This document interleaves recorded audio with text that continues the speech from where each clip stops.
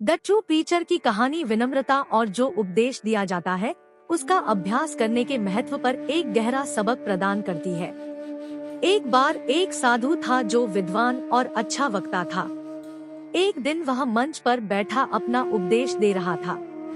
उन्होंने खूबसूरत कढ़ाई वाला रेशमी दुपट्टा पहन रखा था। साधु अपरिग्रह का महत्व समझा रहे थे। दर्शकों में रूपो नामक एक व्यक्ति था। साधु ने अपने उपदेश के बाद सबसे पूछा, क्या आपने मेरा मतलब समझा? बाकी सभी ने कहा कि वे समझ गए, लेकिन रूपो ने कहा, मुझे समझ नहीं आया।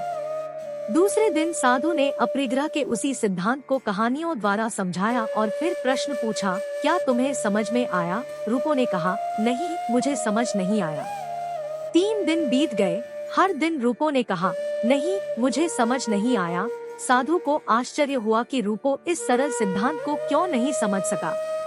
फिर ध्यान करते समय उन्हें कुछ महत्वपूर्ण बात का एहसास हुआ। अगली सुबह साधु ने सुंदर कढ़ाई वाले रेशमी दुपट्टे के बिना उपदेश दिया और एक बार फिर वही प्रश्न पूछा, क्या अब तुम्हें समझ में आया? रूपो ने कहा, हाँ, अब मैं समझ गया। यह कहानी बताती है कि सच्ची समझ और शिक्षा सिर्फ ज्ञान से नहीं आती, बल्कि उन सिद्धांतों को जीने से आती है जिनका उपदेश दिया जाता है।